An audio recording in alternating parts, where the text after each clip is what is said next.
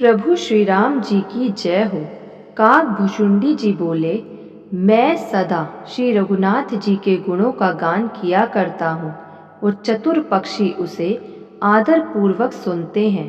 अयोध्यापुरी में जब जब श्री रघुवीर भक्तों के लिए मनुष्य शरीर धारण करते हैं, तब तब मैं जाकर श्री राम जी की नगरी में रहता हूँ और प्रभु की शिशु लीला देखकर सुख प्राप्त करता हूँ।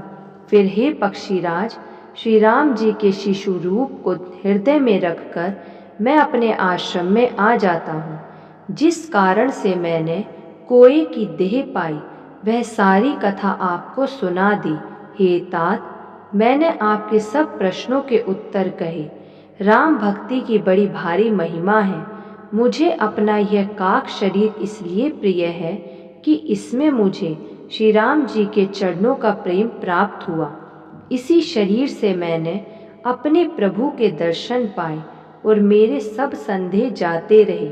मैं हट करके भक्ति पक्ष पर अड़ा रहा, जिससे महर्षि लोमश ने मुझे शाप दिया, परंतु उसका फल यह हुआ कि जो मुनियों को भी दुर्लभ है, वह वरदान मैंने पाया।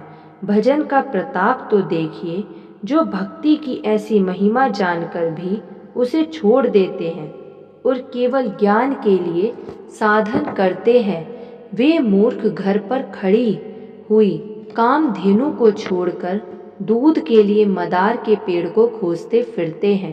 हे पक्षीराज सुनिए, जो लोग श्रीहरि की भक्ति को छोड़कर दूसरे उपायों से सुख चाहते हैं, वे मूर्ख और जड़ करनी वाले बिना ही जहाज के तैरकर महासमुद्र के पार जाना चाहते हैं। शिवजी कहते हैं, हे भवानी, काकभुषुंडी के वचन सुनकर गरुड़ जी हर्षित होकर कोमल वाणी से बोले, हे प्रभु, आपके प्रसाद से मेरे हृदय में अब संदेह, शोक, मोह और भ्रम कुछ भी नहीं रह गया।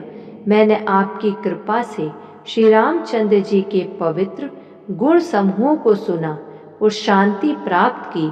हे प्रभु, अब मैं आपसे एक बात और पूछता हूँ। हे कृपा सागर, मुझे समझाकर कहिए। संत, मुनि, वेद और पुराण यह कहते हैं कि ज्ञान के समान दुर्लभ कुछ भी नहीं है। हे गोसाई, वही ज्ञान मुनि ने आपसे कहा, परंतु आपने भक्ति के समान उसका आदर नहीं किया। हे कृपा के धाम, हे प्रभु, ज्ञान और भक्ति में कितना अंतर है, यह सब मुझसे कहिए। गरुड़ जी के वचन सुनकर सुजान काकभुषुंडी जी ने सुख माना और आदर के साथ कहा, भक्ति और ज्ञान में कुछ भी भेद नहीं है। दोनों ही संसार से उत्पन्न कलेशों को हर लेते हैं। हे नाथ, मुनीश्वर इनमें कुछ अंतर बतलाते हैं। हे पक्षी श्रेष्ठ, उसे सावधान होकर सुनिए। हे हरिवाहन सुनिए।